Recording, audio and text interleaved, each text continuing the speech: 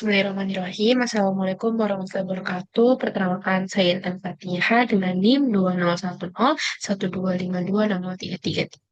Pada video kali ini, saya akan menyampaikan pemahaman saya terhadap materi dari PPT mata kuliah kewirausahaan untuk Rekayasa, serta didukung dari beberapa sumber tambahan mengenai perjalanan dari NVIDIA, inovasi yang mereka lakukan, dan bagaimana keputusan penting dari CEO-nya, yakni Jensen Huang, membawa perusahaan NVIDIA menjadi pemimpin di bidang teknologi, khususnya di bidang artificial intelligence atau yang kita kenal sebagai AI.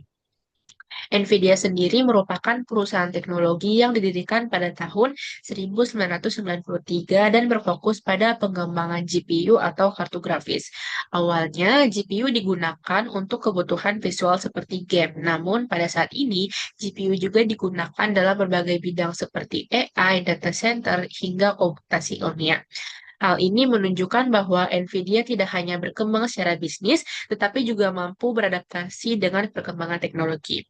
Namun, sebelum mencapai posisi tersebut, NVIDIA pernah berada di kondisi yang sangat kritis. Berlatar pada tahun 1996, NVIDIA pada saat itu masih berupa startup kecil yang mengalami kesulitan keuangan. Mereka hanya memiliki satu peluang, yakni kontrak kerjasama dengan perusahaan Sega untuk membuat chip grafis. Nah, proyek ini menjadi penentu masa depan perusahaan. Jika berhasil, mereka bisa bertahan, tapi jika gagal, NVIDIA berpotensi bangkrut. Nah, di tengah proses pengembangannya muncul masalah atau kesalahan yang cukup fatal. NVIDIA merancang chip menggunakan pendekatan kuadriliteral atau bentuk kotak. Sementara pada saat itu standar baru dari Microsoft DirectX menggunakan sistem berbasis segitiga atau triangle. Perbedaan ini menyebabkan chip dari NVIDIA tidak kompatibel dengan teknologi game yang sedang berkembang pada saat itu, sehingga jika tetap dilanjutkan, produk tersebut tidak akan optimal digunakan.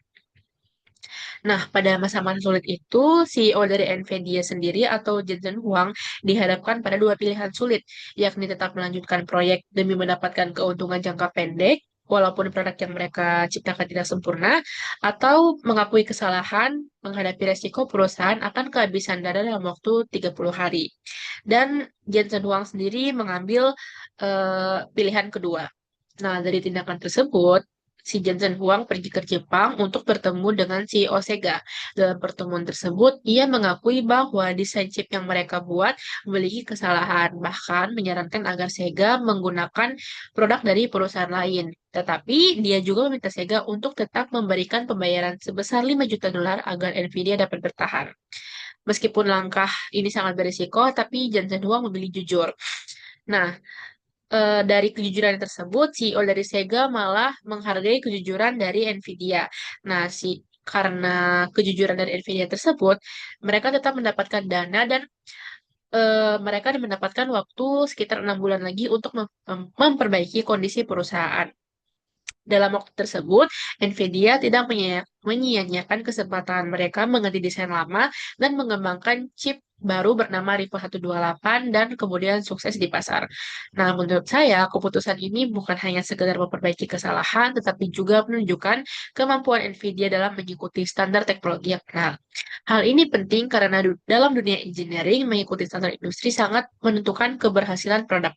Selain itu, NVIDIA terus berinovasi, salah satunya melalui pengembangan CUDA pada tahun 2006.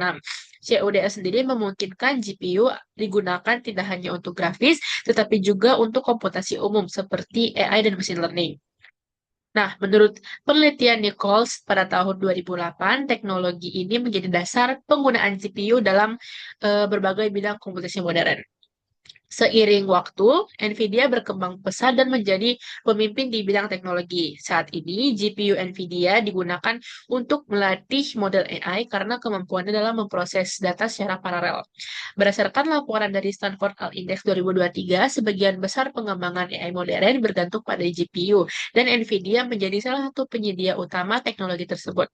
Hal ini menunjukkan bahwa inovasi dari NVIDIA ini tidak hanya berdampak pada satu industri, tetapi juga pada perkembangan teknologi global. Nah, menariknya, meskipun sudah menjadi perusahaan besar, Nvidia tetap mempertahankan pola pikir seperti startup. Jensen Huang sendiri mengatakan bahwa perusahaan ini selalu berada dalam kondisi 30 hari dari bangkrut karena untuk tetap menanamkan rasa semangat berinovasi pada perusahaan. Nah, menurut saya, mindset ini penting karena membuat perusahaan tetap adaptif dan tidak cepat puas dan terus berinovasi.